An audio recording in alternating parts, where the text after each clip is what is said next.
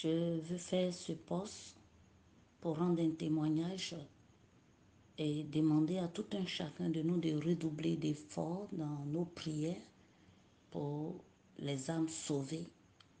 Oui, ces âmes sauvées qui sont encore cachées quelque part, qui ne voient pas l'issue, la sortie de leur tunnel. En 2004, j'ai été accompagner une défunte amie au marché de poissons fumés. Et dès que nous sommes arrivés, elle était en train de vérifier les poissons, ce qu'elle doit acheter. Bon, j'ai reçu un message, je lui ai demandé, je lui ai dit de voir la jeune dame, de lui demander si elle a un problème de ventre, parce que je reçois que les sorciers préparent dans son ventre. Elle a dit dans sa dialecte que oui, c'est pour cela que son ventre la chauffe, son ventre se chauffe. Et lorsqu'elle prend grossesse, la grossesse ne résiste pas, ça tombe. J'ai dit à ma défunte amie de lui demander si je peux prier au vu et au su de ses parents de même religion, parce que à ce moment-là, c'était eux qui étaient là, et d'ailleurs même ce genre de commerce, ce sont ces parents-là qui font la vente de poissons frais comme fumés. Et dans la ville que j'étais restée pendant la crise de 2002 de mon pays. Et quand j'ai demandé à ma camarade de lui poser la question si je peux prier, elle a quitté derrière la table de vente là. Elle est venue vers moi. J'étais arrêtée en face de la table de vente là. Elle est venue, elle m'a tendu son ventre. Elle a dit dans son ethnie encore, il faut prier, il faut prier. Elle n'a pas attendu que ma camarade lui interprète ce que je venais de dire. Donc, j'ai posé ma main sur son abdomen, sur le bas de son ventre et j'ai dit, reçois au nom du Seigneur Jésus-Christ. Et dans le même mois, comme ma camarade faisait la coiffure, j'ai été pour mes cheveux. À ce moment, je ne savais pas que c'était pas bon de se coiffer, de se défriser les cheveux. J'étais dans l'ignorance. Mais quand je me suis rendue chez ma camarade, elle m'a dit que la dame est venue quitter le marché pour venir dans son quartier, dans son atelier, pour lui dire de lui montrer où me trouver. Parce que le même mois où j'ai eu à prier, elle n'a pas vu ses menstrues. Bon, j'ai dit, c'est pas moi qu'elle doit chercher, c'est le Seigneur qui a fait. J'ai attendu 1 an et je suis allée, je suis passée par un autre chemin.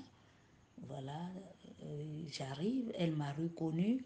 Je vois un petit garçon qui est en train de marcher, voilà, dans l'allée là. La dame m'a reconnue. Dès que j'ai salué, je suis arrivée, elle a dit dans son ethnie, dans sa dialecte, voilà ton fils. Waouh! Le Seigneur a opéré. Elle n'est pas, bon, disons, c'était une femme musulmane. Voilà. Les gens qui ne veulent pas entendre parler de l'église, de chrétiens, on nous appelle dans leur dialecte les boussoumans, les mécréants. Pour eux, les chrétiens sont des mécréants. Mais heureusement que les chrétiens ne font rien avec ça. C'est eux qui disent, qui trouvent que le Seigneur Jésus-Christ est prophète. Quelle que soit la tribu qu'on va adresser au Seigneur Jésus-Christ, ça ne changera jamais ce que Christ est. Et pourquoi je fais ce poste? La dernière fois, le lundi, j'étais de garde, j'étais au travail et je suis entrée avec 2 éléments, 2 infirmiers dans une chambre. On était en train de, puisqu'on est monté le soir, on était en train de visiter les malades. Lorsque, bon, dans une chambre, j'ai vu que la dame elle-même, elle a arrêté, elle a interrompu le sérum. Elle a dit qu'elle a fermé pour aller se laver. Bon, ben, le cathéter qui a servi pour prendre la voix, c'est le cathéter qu'on pouvait dire pour les nouveaux-nés. Voilà, le 24G, le cathéter jaune. Donc, j'ai dit, avec le sang qui a reflué, j'ai dit, mais ça, madame, si ce n'est pas la grâce de Dieu, ça ne serait pas possible. On sera obligé de vous repiquer. Je dis, mais le Seigneur fera. Et elle a dit dans leur dialecte, ce que les musulmans disent là, elle a dit, puis j'ai dit non, faut dire, faut dire Amen, ou bien il faut dire au nom de Jésus. Elle dit non, non, non, non, non. Bon, ils ont leur expression quand ils entendent le nom de Jésus.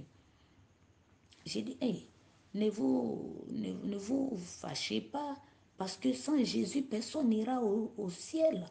Ah non, le Seigneur Jésus-Christ, il est le chemin, la vérité et la vie. Nul ne peut être au ciel si ce n'est pas Jésus. Elle a fait les incantations quand ils veulent dire le nom de leur prophète, ou bien en tout cas quand ils sont choqués en entendant le nom de Jésus. Elle a récité ce qu'elle devrait réciter. Et elle a dit qu'au cours du carême, dernièrement, l'imam a prêché Jésus, il a prêché Marie. Marie n'est pas Dieu pour la prêcher. Qu'eux croient en Jésus, mais Jésus est un prophète. Et ils croient que Jésus revient. Dieu merci, parce que ce ne sont pas tous les chrétiens qui savent que le Seigneur Jésus revient. Pour eux, Jésus revient. Moi, je leur demande toujours, pourquoi Mahomet ne revient pas? Pourquoi Abraham ne revient pas?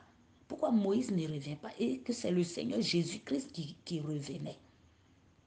Et elle me donne une réponse. Parce que Jésus, il n'est pas mort. Il va revenir, il va mourir comme nous. Voilà comment elle s'exprimait. Il va mourir comme nous, on va l'enterrer. Waouh! Il le disait avec une telle colère. J'ai dit, ma chérie, oh, doucement, doucement, on ne se fâche pas, on ne se fâche pas. Voilà. Donc, vraiment, c'est grave, quoi.